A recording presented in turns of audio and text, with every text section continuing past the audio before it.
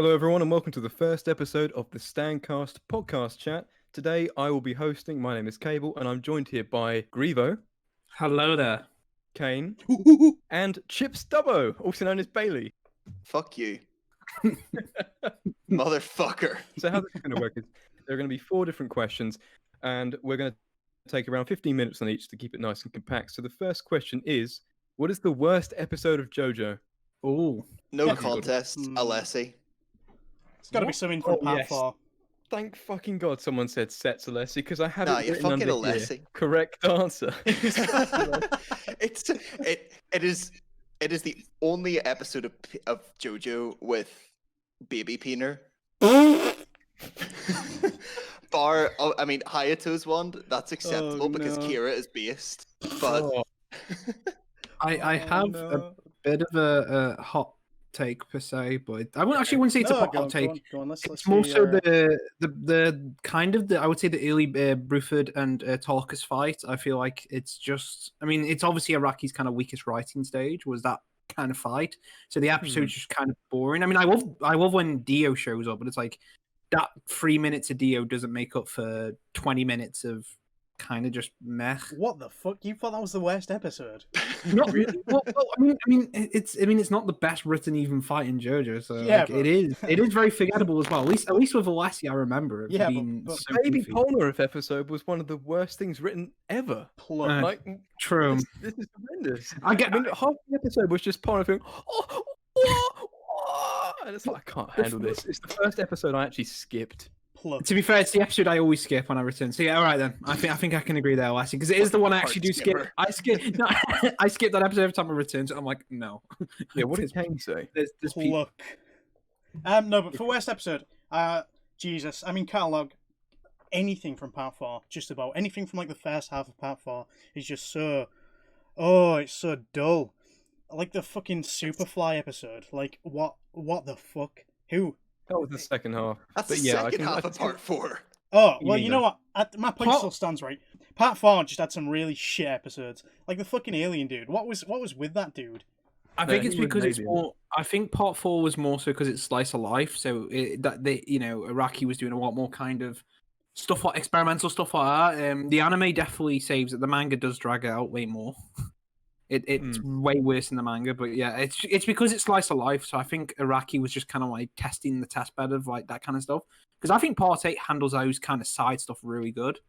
But yeah, it's definitely obvious that Part 4, he was experimenting with slice of life. And it's like, especially because for me, all of those fights just felt like really bad filler. And it was just, I don't know, I guess it was a bit of a shock because I felt like almost every fight in Part 3, barring like 1 or 2, was an absolute hit every time. Like, there's a fucking episode with the sun stand. That episode, you think, what the fuck? They just sit in this fucking cave and get blasted by heat. But nah, it's fucking memorable. They've got the meme with the fucking everybody laughing. But although, that's just my take. go into the sun episode though, I was about to mention that because that is probably like the worst example of how they pace Stardust Crusaders. Like, that episode, yeah, sure, it's got a couple of funny memes, like the whole haha 2 rocks in the desert, funniest shit I ever saw. But apart from that, what the fuck else do you remember from the 20 odd fucking minutes of that episode? Hang on, they had That's fair enough. That's fair enough. Joseph traded a car for some camels. He's like, this is what they do out here. They right at the start. And the whole fucking 2 rocks thing was people. right at the end. What happened in between? They sat in the desert and fucking cooked. They did fucking nothing. Jotaro also threw a rock.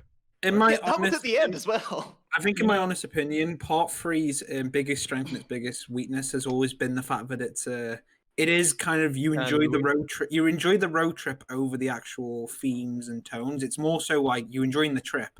And so I would say something like the sun fight. It's meant to just be a gag. Like I think it obviously works better in the manga because it isn't as long. I feel like they had to like extend it to be an episode, like so it is quite extended in places. But like Araki only wrote that. Sorry, yep. Sorry, just saying, in the manga, it was 2 chapters. Like, the entire 20 minutes of the Sun arc in the anime was 2 chapters. They stretched it out that fucking much. Yeah, I think it's because, like, Araki just wanted to have, like, a bit of a breathing... I think it was, like, a bit of a, but you just wanted to have a bit of, like, a funny chapter. Well, 2 chapters, but I think, obviously... I think the anime. I mean, I gotta say, Part 4 really condenses things so much better. You can tell with Part 3. I think it's because it's one of the biggest, like, it's the most iconic part of JoJo. So obviously, when you're making an anime, you want everyone to keep watch. You want to make, you want to basically stretch out the most popular JoJo part. So like for them, it's like the more episodes they had, because they obviously use a lot of episodes. It's not even the longest part of JoJo. I think Part 4 is way larger. But it's the fact is they just, it's so popular, probably doing so well on TV. If you extend and stretch things and obviously make more episodes, it's more money because it's more advertisement. Yeah. So I think that's probably the reason why. I think I will actually agree with Caine on this one because I recently rewatched the Part 4, and a lot of the episodes were two-parters when I felt they didn't really need to be two-parters. Oh yeah, I agree. Yeah, I'm rewatching it too on Blu-ray. Part 5 actually suffers a bit from this, in my opinion. And there was just so much I don't know. No, I actually think Part 5 handles it really well, in my opinion, because Part 5 is way more story focused. There's a goal, whilst Part 4 being more slice of life, there isn't really a goal per se. At least with Part 5, I can at least see where they're going. It started to look after Trish. In the end, it's to be, to finally understand who the boss is. And Part 4, a lot of it is just establishing the town, but they hark on that for too long. That we get more connection, I guess. People like Yukiko, for example, she's a crazy bitch that everyone would still bang, but she was. I honestly, bro, she's 16. FBI, open up!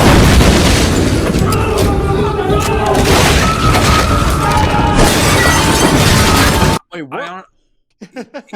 No, Coochie. no, she's fucking not. What?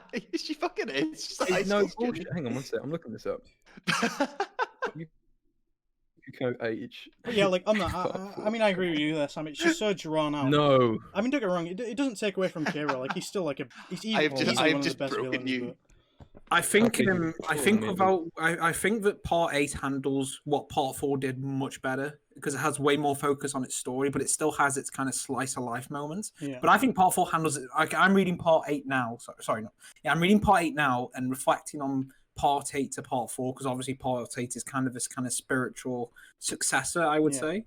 Part 8 is so much it's so much more concise than Part 4. It's way more tighter. The characters are much more.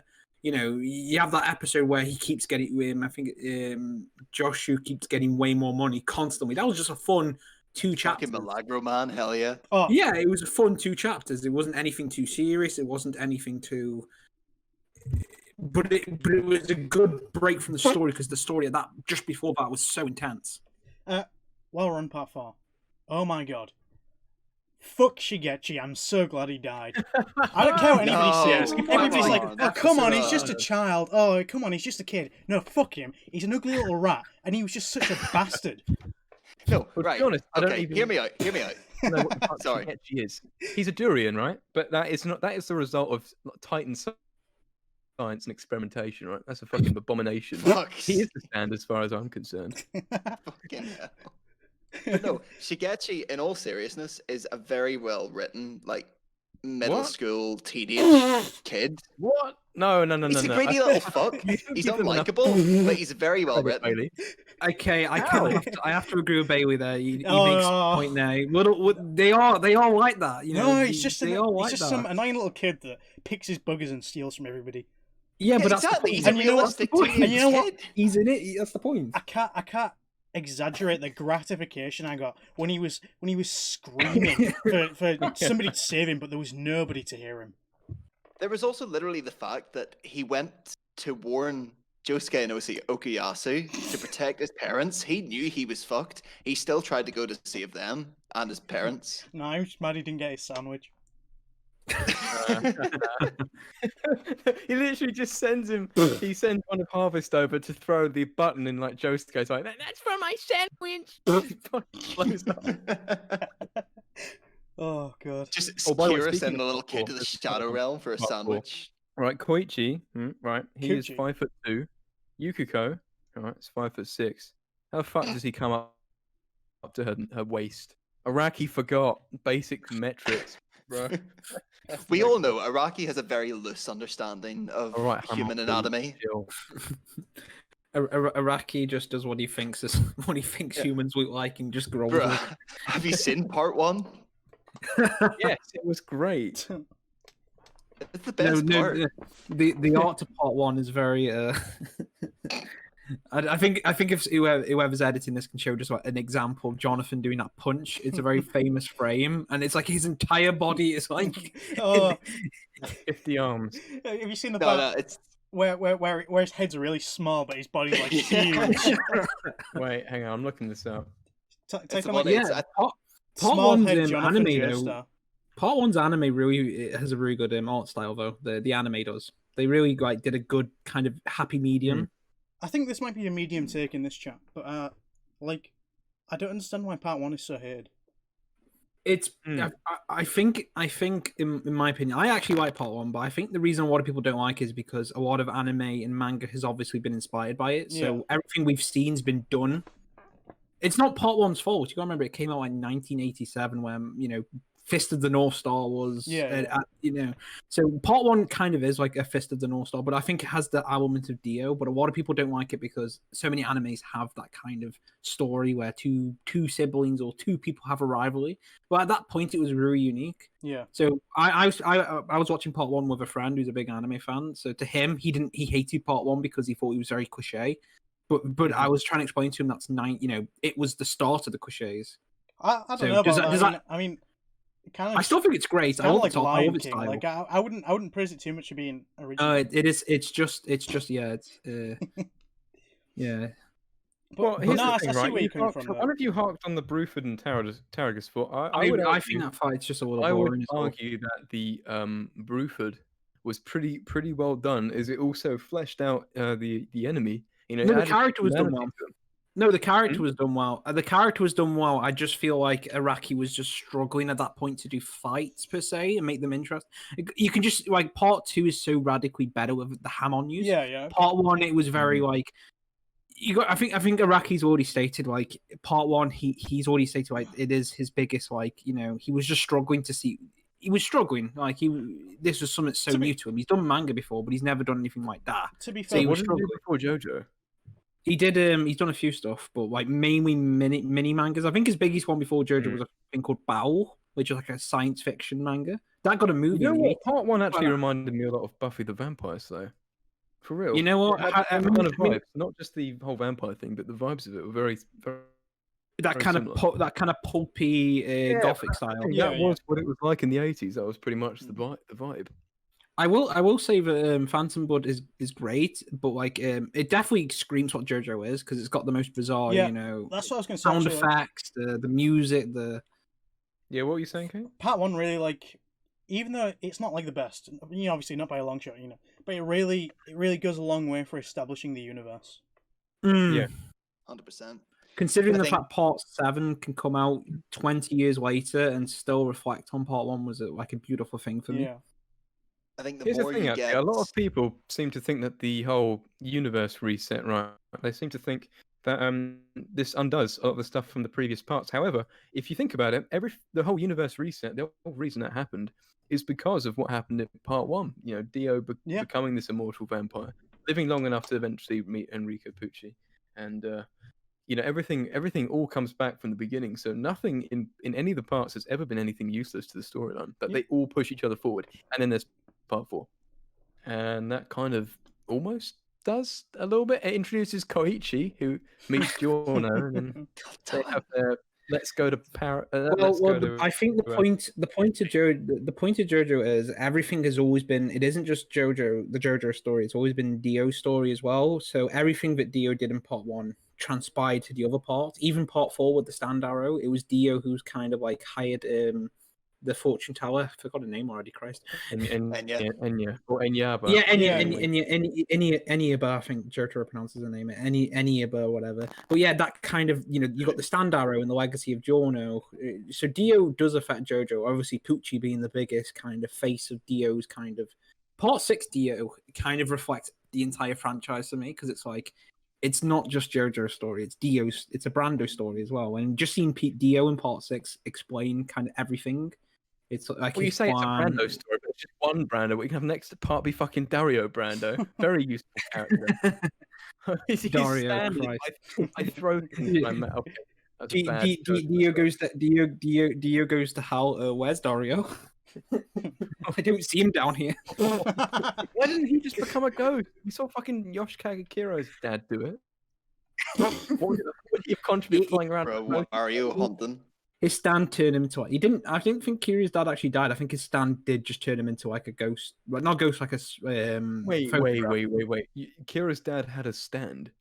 I would assume so. Atom Heartfather. That's his stand. He's a photograph. His stand is that he can become a ghost. He can become... Pretty much, yeah. Kira's dad. He wasn't a ghost. He was stuck in the photograph. He wasn't a ghost. I think everyone's watching. It's like, bro, did they not read part 4 like 10 times? What? No, I can't believe this. I mean, when I saw that his name was was it Atom Heart? That's a stand. Atom Heart. I think it's Atom Heart Father. Yeah. It's a shit stand. I mean, your stand activates when you're dead, and what can you do? You can fly around. I don't think he actually died. I think he got infected by the arrow, and literally they just said he died, but he was stuck in the photos. That's his stand. Yeah, a lot of stands aren't very good. I think that's the point of Jojo. That's the point of Half. That's as bad as Hey Ya. Hey, well, we actually don't know Hey Ya. We don't know. Hey Ya's never been fully explained. Like it's meant to just give good support. Hey Ya is the most powerful stand. Yeah, but we don't know if it actually gives you good luck, though. We don't know if that's an effect of it or not. We don't know. I think that's why Iraq doesn't explain it. That, to be honest, that kind of links into something I wanted to talk about. So we've done the worst episode of Jojo, which I still believe is Setsulesi. It's fucking atrocious. All right, then I think the next question would be, what is the most underrated part in Jojo? I think genuinely part 1 is the most underrated. Pretty crazy. I mean, I was speaking about mine before we even went live. I think you all know mine. A lot of people seem to have a dislike for part 6 for some reason. It gets rated so low all the time, but I think part 6 is it's actually one of the better. It's one of the better parts, but that's just my opinion. Can you explain then? Because I feel like I'm kind of like leaning to your side, honestly. Because the thing with part 6, a lot of people seem to dislike it because it takes place in one location. That's really boring. It's just a story of resetting everything, and it's got an end game story that's really boring. But it's like, yeah, but this is like, in my opinion, it's one of the best I call it an end game story, obviously not based on Avengers Endgame, but like it's a story that's like an end game. It has like a mass, like Attack on Titan's currently in its end game. Attack on Titan's end game, I'm sorry if I offend people, but it's nowhere near as good as part 6 is Made in Heaven. Nowhere near as good as Made in Heaven. I think Made in Heaven as a concept for an end game is 20 times more interesting and well executed than just what? It is. I completely disagree with this. I think your opinion is fucking garbage. Oh god. I think I'll reserve my judgment for when Attack on Titan actually finishes. Oh, I'm waiting till it finishes. I think I can kind of assume where it's going, and I just hope it's not. Hang on. What issue are you up to? I'm on literally the last chapter. On latest chapter. I read the latest chapter. 131. No, 130 is the latest. 131 hasn't come out yet. I read the latest one basically. I like the idea. I'm obviously loving it. I just don't think it's as good as part 6. I mean, that's my opinion now. You actually think it's better than part 6? Yes. Wait, you guys actually read Attack on Titan? I thought it was just a joke. No, genuinely, it's absolutely so good. It's one of the best stories I've actually seen written. For real, it's genuinely astounding. No, it's a great story. No, I think it is great. I do like it. I think the Nazi imagery is great. Well. I think it's brilliant, obviously, but I don't know. I just prefer part 6. Prefer part 6's endgame story to it. That's just my opinion. I think everything being building up to this moment of Poochie and his kind of everything and his reasons for doing everything, and the fact that you got to remember, like, it was very daring of Araki to just like say, "That's it. I'm kind of just redoing JoJo again." Yeah, that's kind of like that's a bit of a power. True, but there is no part after Attack on Titan. It's not going to be Attack on Titan 2, Electric Boogaloo. Oh, we're all fine. No. I know that, but I mean, each JoJo part in itself is rarely ever really a true continuation. I think part 6 is the real continuation of part 3. Like, I think each. I mean, what I mean is each part's very, in a way, quite anthology. But part 7 itself is so removed from what came before. Obviously, it has a lot of references, obviously, but I think Araki has stated it is like him redoing it. Like, well, yeah, but I'm going to say I think Caine had a bit of an objection there. Yeah, part 1 to 6. I don't know. You can say they're like separate stories because they all lead on from and into one another.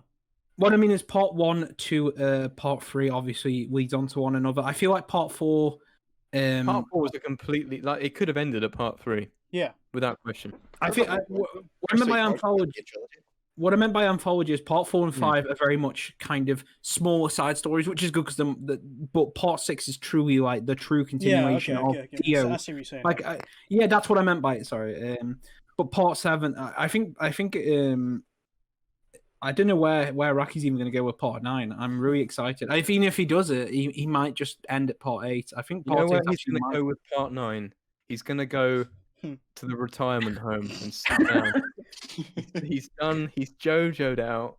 He's done. He's there you go. There's the official term. He's Jojo'd out. Part 9 is going to be Joseph, but he's that old. He's in the retirement home, and it's just his adventures there. Oh my god! And it's all based on Araki's own life. He ought to be alive in part 6. He's like unbelievably old, but somehow he's 90 something. He's like 97, 96. Just kill him off. You didn't give Jonathan this luxury. This is such bullshit. Literally killed Jonathan in the midst of his honeymoon. Like what? And Joseph gets to live forever. Unbelievable. And then to add insult to injury, I'm having a stroke. To add insult to injury, not only does Jonathan get killed on his fucking honeymoon, but also his corpse gets decapitated and stolen by his adopted brother. I mean, that's just like spitting in his face. Longer in that regard, then, because the vampire Dio body, it did send out a signal to the Joestar descendants. So then Jonathan's conscious is somewhere in there. So he has seen some shit. He's seen Dio wank. He's heard people uttering racial slurs outside of the coffin. He's heard it all. I don't think consciousness is the right way to think about it. It's more, I'd say maybe more subconscious thing. It's the Joestar DNA is obviously in Jonathan's body. It's Dio's consciousness that controls it, and obviously the vampire DNA that converts it. Because he sent out the signal to his descendants to receive the stand ability. Yeah, but that was the DNA. That wasn't like a conscious thing. That was DNA doesn't fucking do that. It does in Jojo, mate. We're discussing like biology behind Jojo characters. Can we start with Shigechi? What the fuck? I just want to put my hands around his neck. Fuck. Good luck. That fucking thick. But no, I actually asked this in Stan posting, and my favorite answer was that he is actually a deep sea mine. I can see that. Fucking Shigechi in Finding Nemo. Oh my god. That's the new canon for me. So we can do that in the new universe, Shigechi under the water, fucking tie him down. Isn't that mafia? Yeah, tie him down with a cinder block. Underwater, what ships will he blow up? What ships will he blow up? Oh, I wonder if my harvest can grab. No, I'm drowning. Oh god. Oh man.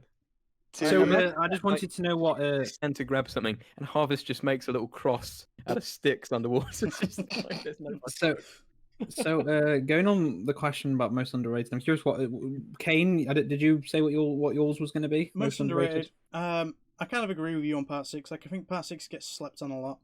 I think it's just bad translation. I think a lot of bad translation's been around about it. Yeah, all right, Andrew, you can stop making excuses for part 6. You've already convinced me. No, I think part 5 as well got a lot of hate before the anime because apparently the manga wasn't very well translated. I guess. Oh no, part 5 has been exceptionally popular across the world, especially in Japan. And in Japan, obviously, it's the most popular part. I meant more so when you're talking about the online space. A lot of people didn't like part 5 on the online space because obviously all the translations they had, and obviously King Crimson wasn't explained too well in the translations. That's where the whole meme came from because the translations were that bad apparently. But yeah, it's huge in Japan. Part 5 was massive. I want to say part 8 is quite underrated as well. And I think it's that obscure that I just cannot be bothered to continue reading it. And crucify me, please. But I don't know. Maybe I'll wait till maybe I'll wait till it's finished. You feel like not enough people are talking about it. Yeah. But I think it's because it's just that I don't know. It's bizarre. He said the funny word. He said that. The funny word has been said. We can wrap it up, guys. Let's go home. Bailey, what was your favorite, your most underrated part again? Well, you see, before part 5 anime, I would have probably agreed with part 6. But now that Part 5 anime is done, and it's been done for like a year, people are looking forward to Part 6. People are really starting to talk about Part 6, so I wouldn't really agree that it's the underrated part anymore.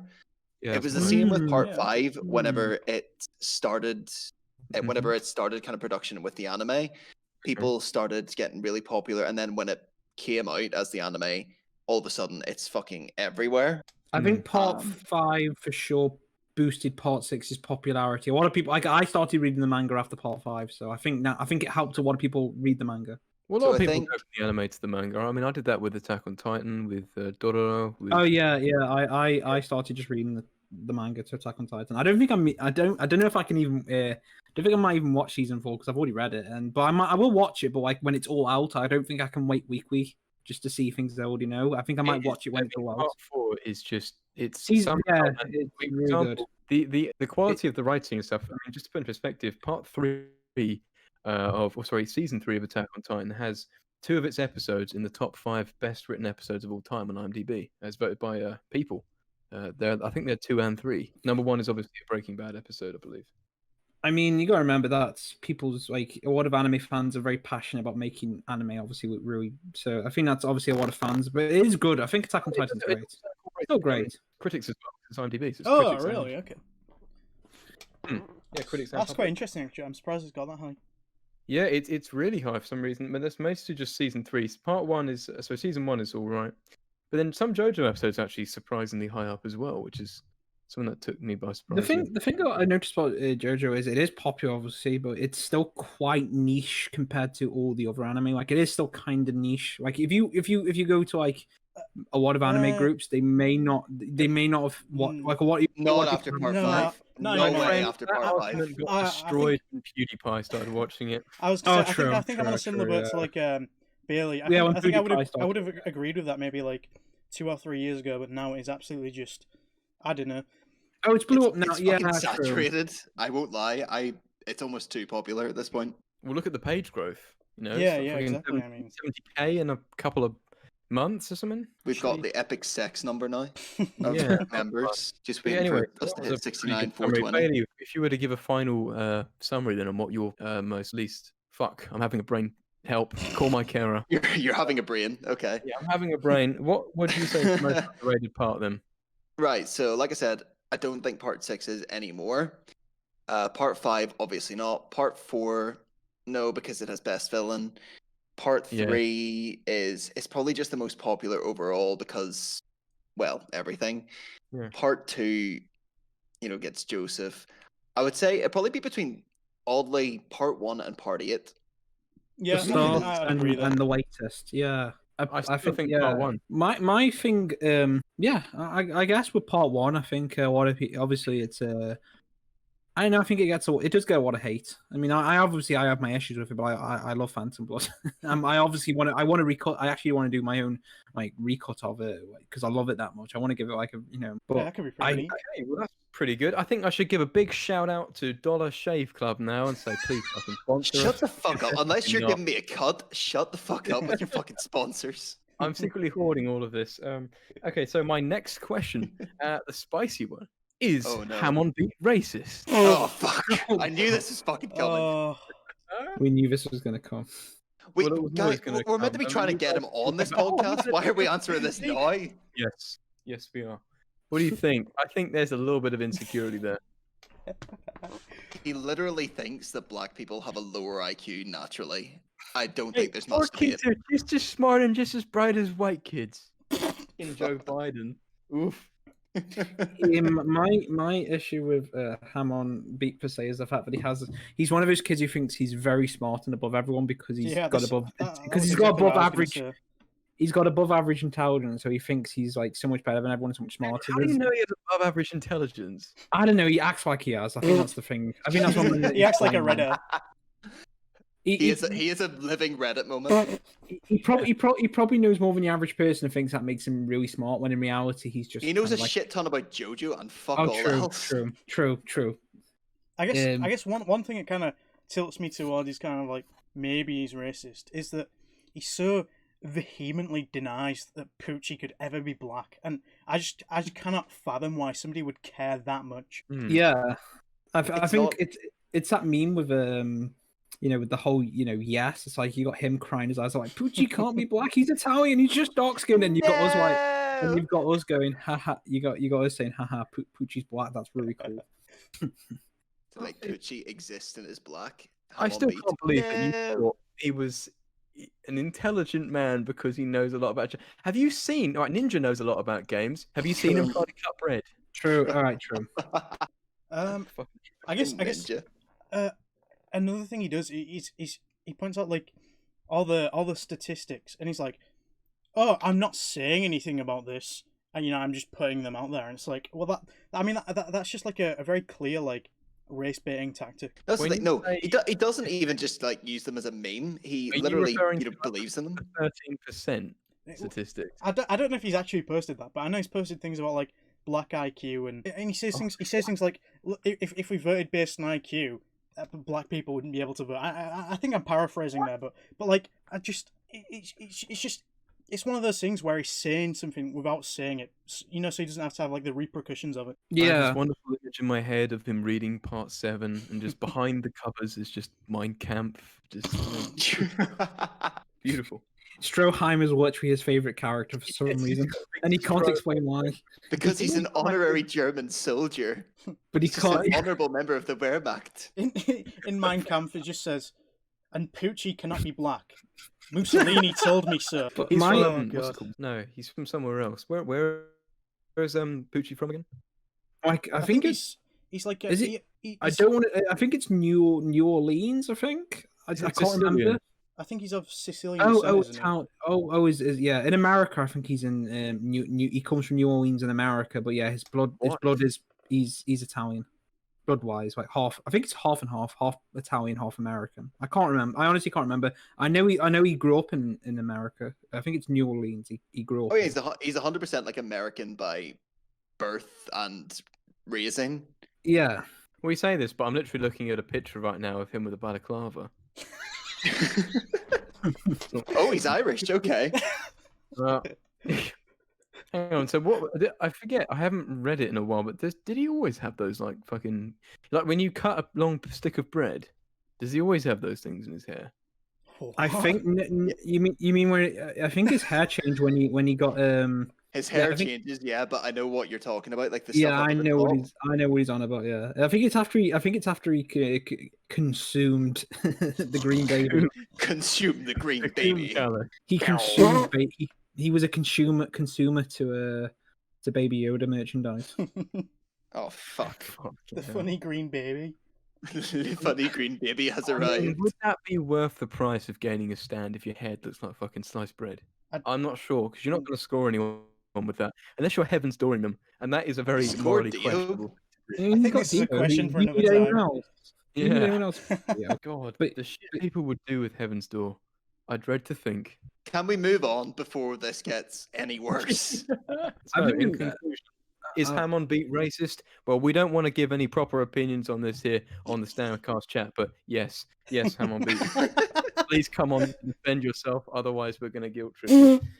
So, the last question on today's show is this: how the fuck does King Crimson work? Oh, is this a joke?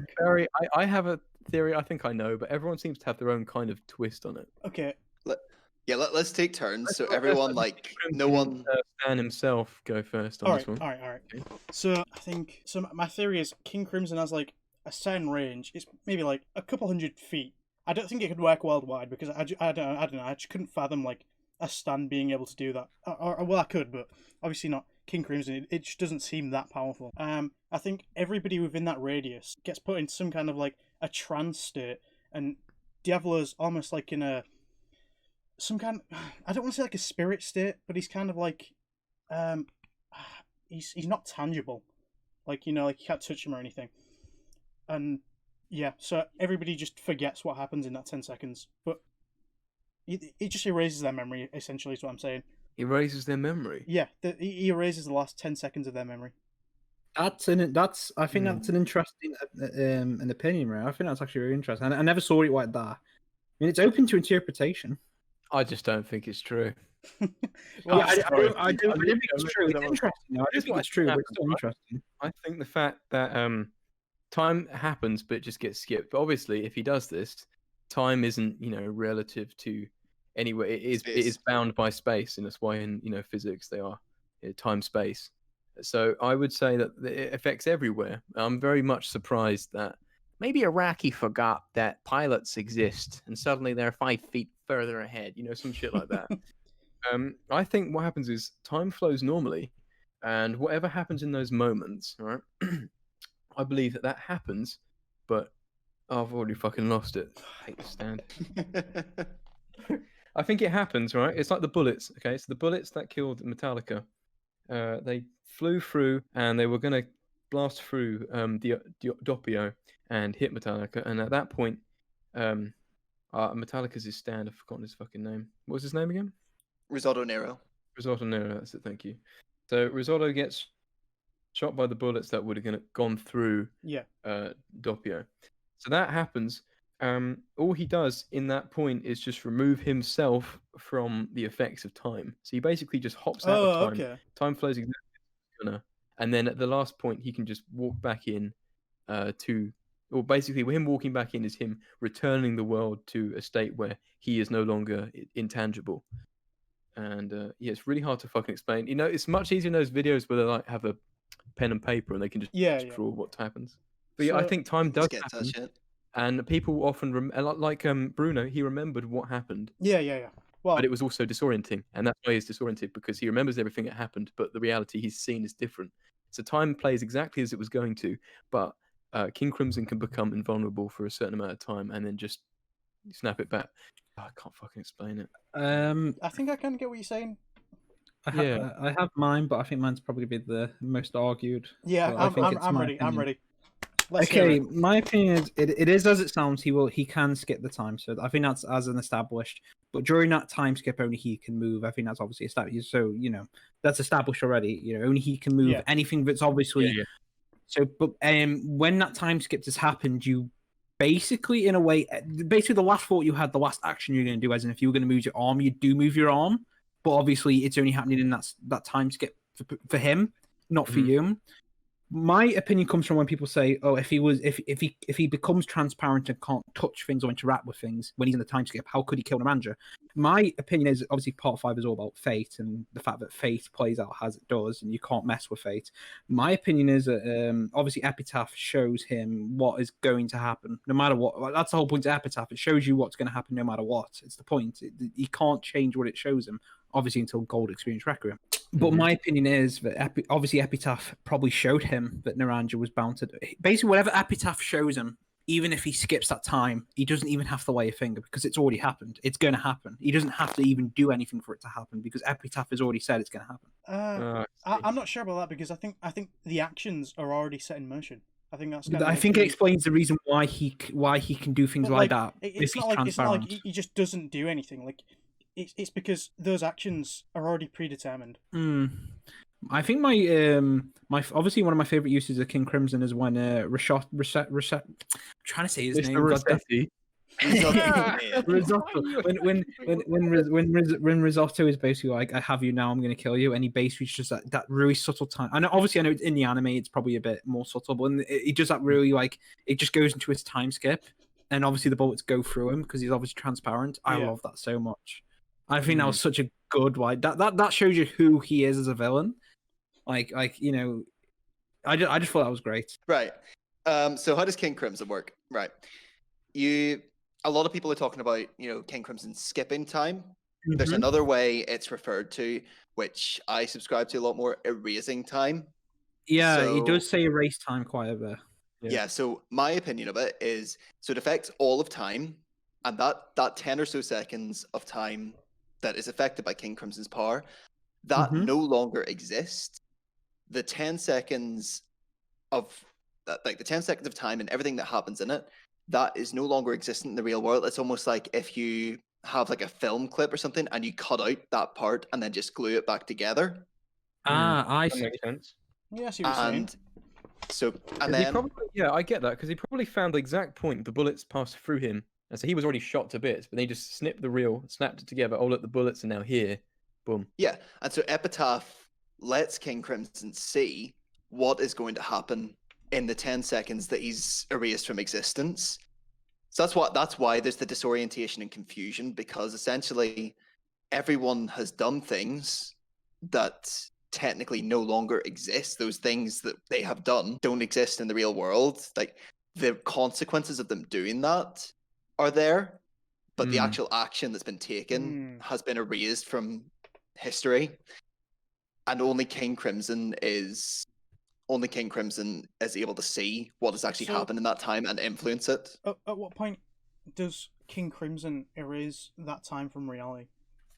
I think when he stops, when he becomes Tangent again, he leaves his realm. I guess I'd have to disagree with that, because if he erases time from the moment he begins his, I don't know, his temporal ability, then how would he do anything in that time? Oh, because it's outside of time. He can have as much time as he wants to pretty much think about. Yeah, that's part of King Crimson's ability, is he is still able. Now, nothing that happens in that time can be directly influenced by King Crimson. We've seen that. He can only have an indirect influence on things that would affect him. So, like, you know, stepping out of the way of Bucciarati's attacks, getting out of the way of Aerosmith's bullets, that sort of stuff. So he can never, you know, directly. But that actually leads into something Andrew said earlier about the Colosseum, how he killed Narantia. One other thing that people forget is, at that point, everyone's stands were superpowered by Requiem. Mm-hmm. Okay. So could be. But if that was the case, if that was the case, why didn't he just kill them all? Because he needed them. He still needed to actually retrieve the arrow. He's intangible in that time. He can't physically damage them. Yeah, he could only really pick off one or two of them, because he still needed the majority to retrieve the arrow. And so he picked Narantia because Narantia's their recon. Yeah. Narantia can detect the carbon dioxide levels and so on and so forth. I guess long range. I'm a little disappointed by this discussion, because, I mean, even though we have some slight differences on how it actually works, I don't think we disagree too much. There's only so much you can disagree on, especially because of the anime. Yeah, I think it was more of a building up on each other's points to try and conclude something. So if I was to conclude this today and go over the questions, I'd say for the worst episode of JoJo, I believe the majority actually did agree that Set Celestia was fucking atrocious. The most underrated part, also, I think most people agreed part 1. I believe it was. I'll go with part. Even though I said part 6, I do kind of part 8. And how King Crimson works, well, we seem to have all agreed it's a wide range. You know, time is just affected in general. Bailey's answer was amazing. Yeah, it was. He moves through it. You're welcome. Does what he needs to, and he can snip it like a reel, put it back together. That was good. And Hamon will see us in court. So, thank you everyone for watching and listening in. Yeah, thanks a lot. It's pretty good. We should be doing these every Thursday, I believe, if we can stick to that schedule. We see how things go, but I think Thursday's good. Yeah. Seems to be a good time in our schedules. Nice. Okay. Cool. Just to finally sign off, let me just say, my name's Jeff.